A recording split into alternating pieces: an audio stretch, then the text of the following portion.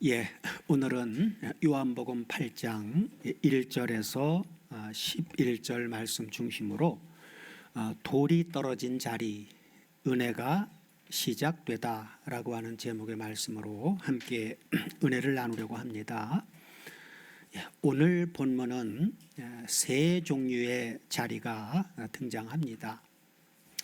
첫째는 돌을 들고 있는 종교인들, 그리고 두 번째는 아무 말도 할 수 없는 한 여인, 그리고 아무도 기대하지 않았던 방식으로 일하시는 예수님의 자리가 등장합니다. 이 사건은 단순한 도덕적 이야기가 아니라 단순한 도덕적인 그런 이야기나 또는 관용의 예화가 아닙니다. 정죄의 법정 한가운데 서서 구속의 복음을 몸으로 드러내신 그리스도의 이야기입니다. 문맥적으로 보면 요한복음 7장, 8장은 초막절의 배경 위에 서 있습니다. 예수님은 7장 37절에서 어떻게 외치셨습니까?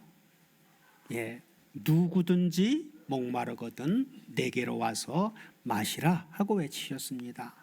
그리고 8장 이제 다음 주 나눌 본문 12절에서는 나는 세상의 빛이라 하고 선언하십니다. 오늘 본문은 바로 이 빛 선언 직전에 배치되어 있는 사건으로 빛이 어두움을 어떻게 대하는가라고 하는 것을 보여주는 실제적인 장면입니다. 오늘 본문은 이렇게 시작하죠. 자, 1절, 2절 다 같이 보시면 예수는 감람산으로 가시다. 아침에 다시 성전으로 들어오시니 백성이 다 나오는지라 앉으사 저희를 가르치시더니 하고 시작합니다.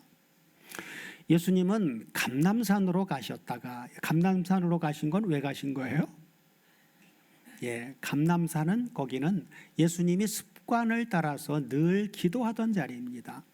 그래서 감람산으로 가셨다가 아침에 다시 성전으로 오셔서 앉으셔서 아버지가 이끌어 주심으로 나온 백성들을 계속해서 가르치고 계셨습니다. 자, 이 같은 천국 말씀을 가르치는 자리에서 어떤 일이 벌어집니까? 본문 3절 이하를 보시면 서기관들과 바리새인들이 간음 중에 잡힌 여자를 끌고 와서 가운데 세우고 예수께 말하되 선생이여 이 여자가 간음하다가 현장에서 잡혔나이다. 그러면서 모세는 율법에 이러한 여자를 돌로 치라 명하였거니와 선생은 어떻게 말하겠나이까 하고 얘기를 하죠. 천국 말씀의 자리에서 곧이어 정죄의 법정이 열린 것입니다. 자, 서기관들과 바리새인들이 간음 중에 잡힌 여자를 끌고 왔죠. 현장에서 잡혔으니까 죄를 부인할 수도 없습니다. 현행범이에요. 자, 여기서 우리는 한 가지 질문을 해야 됩니다. 어떤 질문이요? 왜 남자는 없는가 하는 것입니다. 간음은 혼자 하는 게 아니잖아요. 그렇죠? 자, 그래서 간음하다 그 간음 현장에서 잡아왔다고 그렇게 얘기를 하는데 율법은 간음 사건을 어떻게 규정을 합니까? 레위기 20장 10절을 다 같이 보시면 누구든지 남의 아내와 간음한 자, 곧 그 이웃의 아내와 간음하는 자는 그 간부와 음부를 반드시 죽일지니라 하고 규정을 했습니다. 남자 여자 둘 다 죽이라는 거예요. 자, 그 다음에 신명기 22장 22절에서도 이렇게 말씀해 주고 있습니다. 자, 남자가 유부녀와 통간함을 보거든 그 통간한 남자와 그 여자를 둘 다 죽여서 이스라엘 중에 악을 제할지니라 하고 율법은 간음한 남녀 모두를 처형하도록 규정했습니다. 그런데 오늘 열린 이 법정에는 누구만 있어요? 남자는 없고 여자만 서 있습니다. 그러므로 이 장면은 공의가 아니라 조작된 재판입니다. 조작된 재판. 자, 조작된 재판이라고 하는 근거를 오늘 본문은 어떻게 말씀합니까? 6절을 보시면 이렇게 말씀해 주고 있죠. 자, 저희가 서기관들과 바리새인들이 이렇게 말하면 고소할, 누구를 고소하는 거예요? 원문을 보면 그를, 그렇게 이제 아우톤이라고 하는 아우투가 빠졌는데, 그를 고소할 조건을 얻고자 하여 예수를 시험함이로라, 그렇게 말씀해 주고 있지요. 자, 그들은 죄를 미워한 것이 아니라 예수님을 시험하기 위해서 여인을 이용했던 것입니다. 여기서 우리가 확인해야 될 원문의 포인트는 고소할 조건을 얻고자 예수를 시험함이로라 라고 해서 바로 시험함이로라 한, 원문을 보면 헬라어로 이 단어가 원형이 페이라조입니다. 페이라조. 페이라조는 유혹하다, 그리고 함정에 빠뜨리다 라고 하는 의미입니다. 그들은 율법을 지키려고 한 것이 아니라 예수님을 걸고 넘어뜨릴 논리적인 함정을 파고 있었던 것이죠. 만일 여기서 예수님이 돌로 치라고 했다면 어떻게 됐을까요? 돌로 치라고 했다면 당시 유대는 로마의 통치 아래 있었죠. 그래서 유대인들에게는 사형 집행권이 없었습니다. 그렇기 때문에 예수님이 돌로 치라고 만약에 했다면 로마 법을 위반하는 그런 범죄자가 되는 거예요. 그리고 만약에 예수님이 용서하라 그렇게 말했다면 어떻겠습니까? 용서해 주라고 말했다면 그건 모세의 율법을 위반한 것이 되죠. 어느 쪽이든 예수님은 공격당할 수밖에 없는 그런 구조입니다. 혹시 오늘의 우리도 종종 누군가의 잘못을 회개로 이끌기 위해서가 아니라 내가 옳음을 증명하기 위해서 상대의 얼굴에 죄라고 하는 낙인을 찍기 위해서 혹시 끌고 오지는 않고 있습니까? 오늘 본문의 여인은 이름도, 그리고 변명도, 그리고 변호인도 없습니다. 죄 앞에서 인간은 바로 이렇게 말을 잃습니다. 서기관들과 바리새인들의 시험을 주님은 어떻게 응대하셨습니까? 본문 6절 후반부를 보시면 주님은 아무 말씀도 안 하시고 예수께서 몸을 굽히사 손가락으로 땅에 쓰시니 하고 말씀해 줍니다. 거기에 대해서 대답하지 않고 묵묵히 그냥 침묵을 지키시면서 몸을 굽히셔서 손가락으로 땅에다 뭔가를 쓰고 계셔요. 이 장면은 신약에서 예수님이 글을 쓰신 유일한 기록입니다. 그러나 요한은 예수님이 어떤 내용을 쓰셨는지 그것은 기록하지 않습니다. 왜 그럴까요? 그것은 내용보다 예수님의 그 행위 자체가 메시지이기 때문입니다. 그렇게 하신 그 행위 자체가 메시지예요. 성경에서 손가락은 하나님의 직접적인 권위를 상징합니다.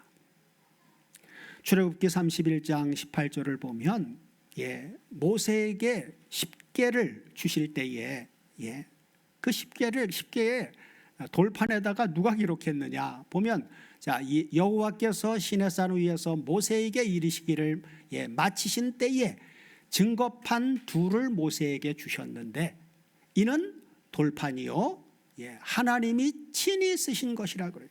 하나님이 친히 쓰셨다. 모세가 쓴 게 아니라 하나님이 직접 돌판에다가 글을 써주셨어요. 여기 친이라고 하는 우리말로 친이라고 번역을 해놨는데 원문을 보면 이 단어가 에츠바라고 하는 히브리어 에츠바인데 이건 손가락이에요. 손가락. 원문대로 번역하면 하나님이 손가락으로 쓰신 것이더라. 이렇게 번역해야 정확한 번역입니다. 그래서 10개를 기록한 두 돌판은 사람이 쓴 게 아니에요. 하나님이 손가락으로 직접 쓰신 것들입니다. 그리고 다니엘서 5장 5절을 보면 다니엘서 5장 5절에도 하나님의 손가락이 나타나는 놀라운 광경이 나오는데 그때에 사람의 손가락이 나타나서 왕궁 촛대 맞은편 분벽에 글자를 쓰는데 왕이 그 글자 쓰는 손가락을 본지라. 바벨론의 마지막 밤 벨사살 왕이었죠. 벨사살 왕은 1000명의 귀족을 불러 성대한 잔치를 벌입니다. 술이 오르고 음악이 흐르자 그는 조상의 경고를 잊은 채 예루살렘에서 가져온 거룩한 성전의 기물 금잔과 은잔으로 술을 마시며 그들이 섬기던 우상 금과 은과 돌로 만든 우상을 찬양합니다.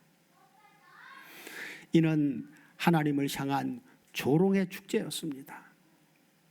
그 순간 어떤 일이 벌어진 거예요? 바로 오늘 5장 5절에 사건이 일어난 거죠. 갑자기 사람의 손가락 같은 것이 나타나서 왕궁 촛대 맞은편 북벽에 글을 쓰기 시작합니다. 웃음은 멎고 음악은 사라졌습니다. 왕의 얼굴은 어때요? 창백해지고 무릎은 벌벌벌 서 있을 수가 없을 정도로 떨려 주저앉습니다. 눈에 보이지 않던 하나님이 보이게 직접 개입하신 순간이었습니다. 교만으로 거룩을 모독하던 잔치의 한복판에서 하나님은 손가락으로 벽에 글을 쓰시면서 바벨론의 멸망을 예고하셨습니다. 이처럼 예수님이 땅에 손가락으로 직접 쓰신 것은 단순한 몸짓이 아닙니다. 율법을 주신 하나님 자신이 지금 바로 이 자리에 있다라고 하는 무언의 선언이었습니다. 내가 바로 그다. 오늘 본문 6절에서 확인해야 할 원문은 손가락으로 땅에 쓰시니에서 쓰신이라고 기록된 바로 원문을 보면 에그라펜입니다. 에그라펜은 그라포 기록하다라고 하는 단어의 동사의 직설법 미완료 능동태로 쓰여져서 계속해서 쓰고 계셨다라고 하는 의미입니다. 그냥 한 번 쓰고만 게 아니라 계속 뭔가를 쓰고 계셨어요. 그 쓰시는 행위를 통해서 그들로 하여금 뭔가를 자각할 수 있도록 하시기 위해서 주님은 절대로 서두르지 않으셨습니다. 정죄의 법정 한가운데서 하늘의 재판관은 침묵으로 시간을 멈추셨습니다. 고소할 조건을 얻고자 한 자들은 주님의 침묵에 어떻게 반응합니까? 본문 7절을 보면 이렇게 말씀해 주고 있죠. 저희가 묻기를 맞이하지 아니하는지라. 저희가 묻기를 맞이 아니하는지라. 그죠? 계속해서 고소할 조건을 얻고자 예수님한테 어떻게 하면 옳으냐 계속 이제 추궁하는 것이죠. 계속 그러고 있었어요. 그들이 계속 묻자 예수님은 드디어 침묵을 깨고 일어나셔서 뭐라고 말씀하십니까? 뒤에 연결해서 보시면 너희 중에 죄 없는 자가 먼저 돌로 치라 하고 말씀하십니다. 너희 중에 죄 없는 자가 먼저 돌로 치라. 여기서 죄 없는 자로 번역된 이 부분은 헬라어 아나마르테토스라고 하는 단어입니다. 이것은 죄의 상태에 있지 않은 자를 의미합니다. 여기 죄의 상태에 있지 않은 사람이 누가 있어요? 주님 한 분밖에 없어요. 그죠? 다시 말해 하나님 앞에서 무죄를 주장할 수 있는 존재를 의미하는 것인데, 이 말씀은 율법을 폐기한 것이 아니라 율법의 진정한 심판 기준을 드러내 주신 것입니다. 율법은 죄를 드러내지만 율법을 집행할 수 있는 분은 오직 하나님 한 분뿐이십니다. 율법은 죄를 드러내요. 그러지만 그걸 집행할 수 있는 존재는 인간은 아무도 없어요. 하나님밖에 없단 말이에요. 왜? 죄 없는 분은 그분밖에 없으니까. 본문 8절을 보시면 예수님은 너희 중에 죄 없는 자가 돌로 치라 하시고는 다시 몸을 굽히사 손가락으로 또 땅에 쓰고 계셔요. 이것은 문자적 의미와 상징적 의미가 함께 실려 있는 장면입니다. 6절에서 예수께서 몸을 굽히사 손가락으로 땅에 쓰시니 라고 기록했고, 8절에서도 다시 몸을 굽혀 손가락으로 땅에 쓰시니 하고 반복적으로 기록한 것은 의도적으로 사도 요한은 실제 행위를, 실제 예수님이 그렇게 행동하셨다라고 하는 것을 기록하고 있는 것입니다. 여기 땅으로 번역된 헬라어 게라고 하는 단어, 이것은 반드시 흙만을 의미하지 않습니다. 게라고 하는 단어는 흙 또는 땅 그리고 지면, 이것을 모두 포함하는 단어입니다. 과거 우리가 생각해 보면 성전의 바닥은 뭐로 돼 있어요? 돌로 돼 있잖아요, 그죠? 돌인데 어떻게 흙에 기록했겠느냐? 그걸 해서 이상하게 또 상징적으로 막 해석을 해서 풀었던 그런 기억들이 아마 날 겁니다. 성전의 바닥은 돌이지만 요한이 돌이 아닌 게라고 하는 이 땅이라고 하는 단어를 쓰면서 그렇게 기록한 것은 어떤 그 바닥의 재질이 어떤 것이냐라고 하는 것을 말하려고 하는 것이 아니라 땅 그리고 바닥, 지면이라고 하는 장소의 개념을 강조한 것입니다. 장소의 개념. 포장된 돌 위에도 먼지가 쌓이죠. 그렇죠? 그리고 모래나 흙가루 같은 것들이 쌓이는 것이 일반적이기 때문에 예수님께서 손가락으로 가볍게 글자를 그릴 정도의 표면은 충분하기 때문에 물리적으로도 불가능한 장면은 절대로 아니다 그 말입니다. 그렇다면 요한은 왜 굳이 성전 바닥은 분명히 돌인데 돌이 아닌 게라고 하는 땅이라고 기록했을까요? 앞서 보았던 출애굽기 31장 18절에서는 하나님이 손가락으로, 그죠? 십계를 직접 손가락으로 쓰신 그 두 돌판이 있었죠.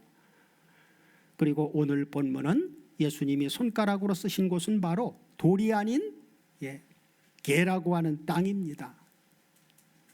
이것이 주는 신학적인 메시지는 돌에 새겨진 율법은 정죄였지만 땅에 쓰신 글은 땅에 쓰면 어때요? 그건 오래도록 보존이 됩니까? 아니면 곧 사라집니까? 곧 사라져버리죠. 그래서 땅에 쓰신 글은 곧 사라지는 그림으로 이것은 주님이 바로 정죄를 유예하시는 분이심을 계시해 주신 것입니다. 정죄를 유예하시는 분. 이것은 또한 예레미야 17장 13절과 깊이 연결이 됩니다. 예레미야 17장 13절을 보면 이렇게 이제 말씀해 주고 있죠. 자, 이스라엘의 소망이신 여호와여, 무릇 주를 버리는 자는 다 수치를 당할 것이다. 그러면서 무릇 여호와를 떠나는 자는 어디 기록돼요? 흙에 기록되오리니 이는 생수의 근원이신 여호와를 버림이니라 하고 말씀합니다. 여기 무릇 여호와를 떠나는 자는 흙에 기록한다라고 했을 때 이 흙이라고 하는 단어가 히브리 언어로 에레츠라고 하는 땅입니다. 이것은 신약으로 번역하면 게라고 하는 단어와 같이 연결되어지는 단어예요. 그래서 바로 이 예레미야 17장 13절 말씀과 연결해 보면 초막절에 계시된 예수님은 생수의 근원이신 분인데, 당시 이 요한복음을 읽는 독자들은 구약의 모든 말씀에 대한 내용을 익히 알고 있는 사람들이에요.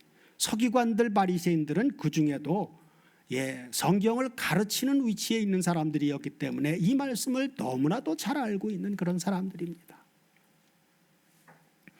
그래서 당시 유대인 독자에게 하늘의 생명책과 대비되는 땅에 기록된다라고 하는 것은 곧 무엇을 의미합니까? 그것은 심판과 멸망과 잊혀짐을 의미했습니다. 땅에 기록된다는 것, 하늘에 기록되는 것은 바로 생명책이죠. 이것과 대칭되는 게 땅에 기록되는 것이다 그 말이에요. 하늘에 기록된 생명책은 영원한 기록이죠. 절대로 지워지지 않는 것입니다. 그러나 반대로 땅에 기록된다라고 하는 것은 심판과 멸망과 너희들은 내 기억에서 잊어버릴 존재야, 기억에서 지워버리는 존재야 라고 하는 것을 의미했다는 것입니다. 그런데 예수님은 죄 있는 자들의 고발을 들으시고는 말없이 몸을 굽혀서 땅에 쓰셨고, 그리고 마음이 강팍한 저들이 계속 묻자 주님은 너희 중에 죄 없는 자가 먼저 돌로 치라 하시고는 다시 몸을 굽혀서 땅에 쓰셨습니다. 이것은 주님께서 너희가 여인을 정죄하며 적용하려고 하는 그 심판은 지금 내 손에서 땅에 쓰여 사라질 판결이다 하고 말씀하신 것입니다. 예수님이 손가락으로 두 번째 땅에 쓰시니 어떤 일이 일어났습니까? 본문 9절을 다 같이 보시면 저희가 이 말씀을 듣고 양심의 가책을 받아 어른으로 시작하여 젊은이까지 하나씩 나가고 오직 예수와 그 가운데 섰는 여자만 남았더라 하고 말씀합니다. 드디어 여자를 치려고 했던 그 손에 들고 있던 정죄의 돌이 떨어지는 소리만 남았죠. 툭툭툭 다 떨어집니다. 여기에서 중요한 표현이 있는데 그것은 바로 그들이 양심의 가책을 받아라고 한 부분입니다. 원문을 보면 휘포테스, 쉬네이데세오스, 엘랭코메노이 그렇게 나오는데, 이것은 원문대로 직역을 하면 그들이 여기에 휘포라고 하는 전치사는 못못에 의해라고 하는 의미입니다. 그래서 원문대로 직역하면 그들이 양심에 의해 책망을 받아, 그들이 양심에 의해 책망을 받아라고 하는 의미입니다. 율법의 조항이 아니라 빛 앞에 선 그들의 양심이 그들을 무너뜨린 것입니다. 이제 예수님과 여인만 남았죠. 이제는 정죄의 자리가 어떤 자리로 바뀌어버린 거예요?